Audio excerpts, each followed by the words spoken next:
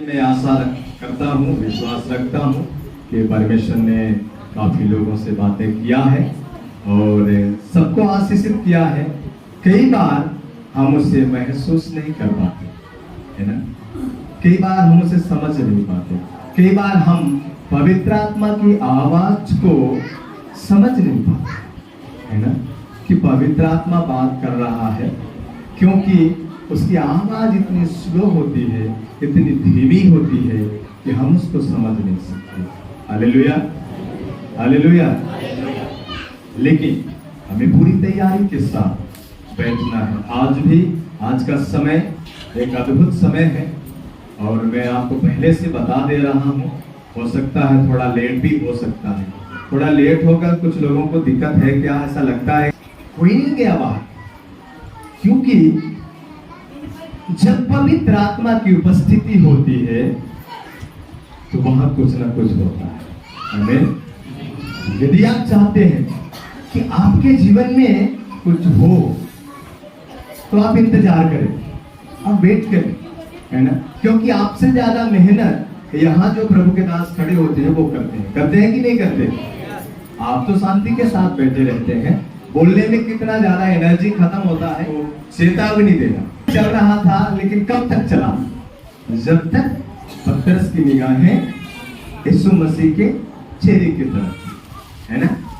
जैसे ही अगल बगल देखा, क्या हुआ, क्या हुआ, डूबने लगे। लेकिन एक मजे की बात वहां है, डूबने लगा लिखा है। आप पानी में जाइए, आपको तैरना नहीं आता है, आप डूबने लगेंगे नहीं, डूब जाए, डूबने लगेंगे नहीं, आप सीधे डूब जाए। लेकिन पतरस के बारे में लिखा है वो डूबने लगा, है ना। पिछले दिनों में परमेश्वर ने इस वचन के द्वारा मुझे जो प्रकाशन दिया, मैंने कहा प्रभु डूबने लगा का मतलब क्या है। आदमी पानी में डूब जाता है, लेकिन लिखा है डूबने लगा। प्रभु की आत्मा ने मुझे कहा डूबने लगा का मतलब ये है, एक ही साथ वो डूबा नहीं, परंतु धीरे धीरे क्रमशः। लेकिन जो परमेश्वर जिस ओर मुझे लेके गया, आज की परिस्थिति को परमेश्वर ने दिखाया। आज की जो परिस्थिति है विश्वासियों की, वो ऐसी ही है। थोड़ी सी गलती करेंगे फिर उनको लगेगा छोटा सा था, इससे क्या फर्क पड़ता है ना। परमेश्वर तो दयालु, सबको पता है परमेश्वर दयालु है, लेकिन आगे वाला पाठ तो पढ़ते ही नहीं है। आगे लिखा है परमेश्वर क्या करने वाला है, जलन रखने वाला है।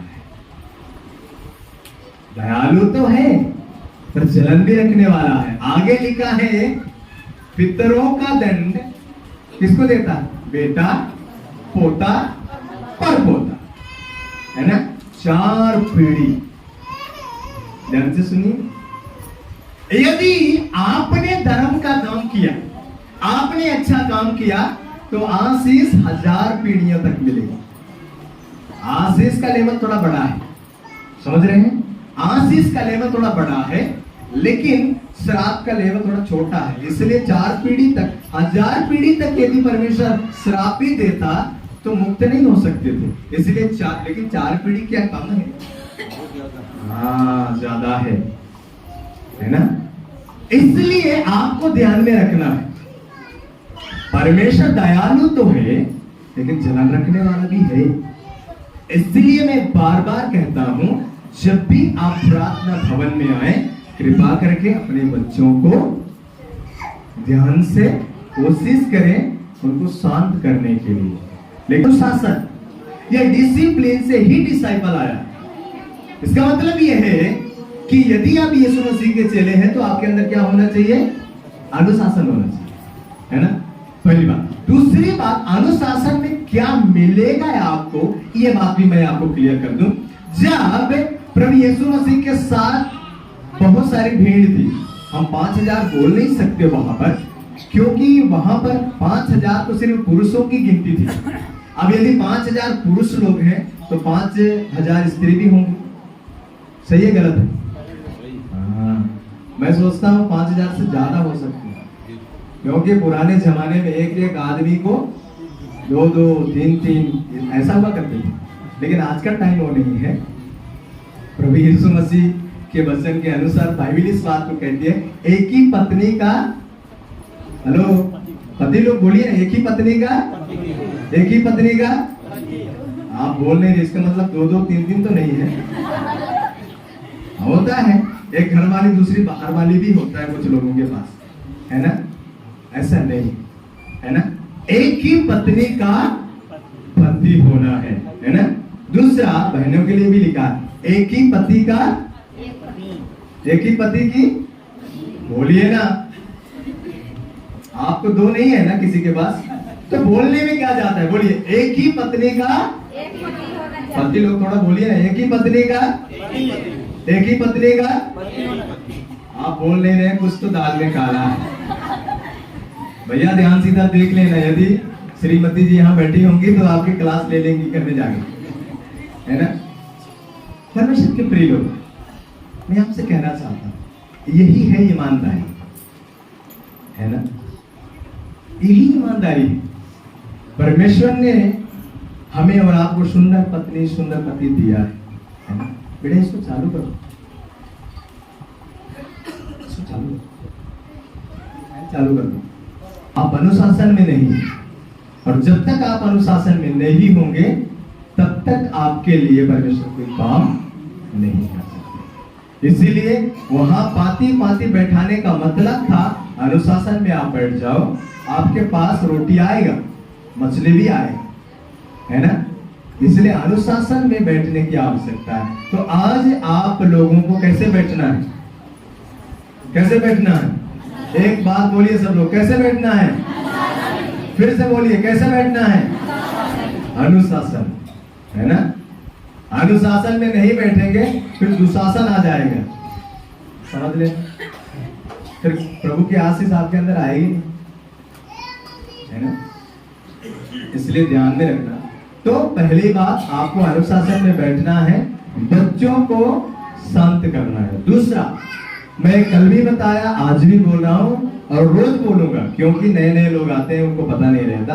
आपका मोबाइल फोन मीटिंग में नहीं बजना चाहिए। आपके फोन से ज्यादा मेरे पास फोन आते हैं। किसी ने मेरे फोन की रिंग सुना मीटिंग के दौरान? नहीं सुना। जितने दिन मीटिंग चलता है, 4 दिन लगातार मेरा फोन साइलेंट में ही रहेगा, यहाँ भी घर में भी।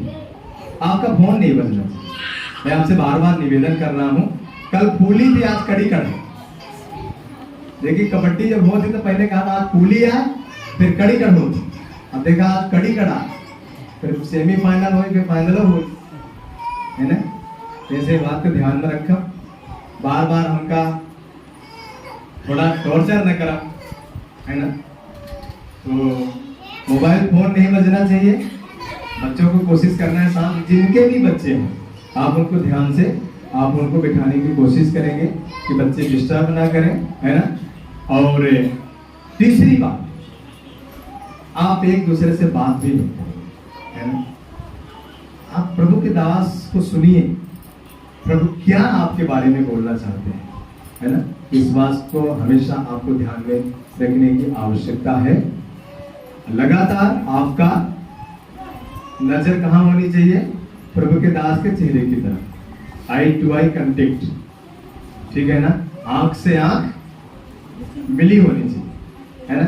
तब आपका ध्यान भ्रमित नहीं हो। आप इधर उधर देखेंगे तो पतरस के जैसे फिर क्या होगा? डूबने लगेंगे, है ना? इसलिए ध्यान में रखना है इस बात को। सो एक बार हम एक दूसरे से क्या करेंगे? थोड़ा सा वाचा बांधेंगे। कैसे वाचा बांधेंगे? जब तक मीटिंग चलेगा हम एक दूसरे से बात नहीं करेंगे। तो एक दूसरे की तरफ देख के बोलिए, जब तक मीटिंग चलेगा आप मुझसे बात मत करना। थोड़ा हिला के बोलिए, ऐसे कंधे में हाथ रखिए, एक दूसरे के हिलाएंगे। जब तक मीटिंग चलेगा आप हमसे बात मत करना, हम भी आपसे बात नहीं करेंगे। आमीन। तो आप लोगों ने बाचा बांधा है प्रभु के सामने। आप बात नहीं करना एक दूसरे से, मीटिंग के बाद खूब बात करना, है ना? खूब हाथ डाल करना।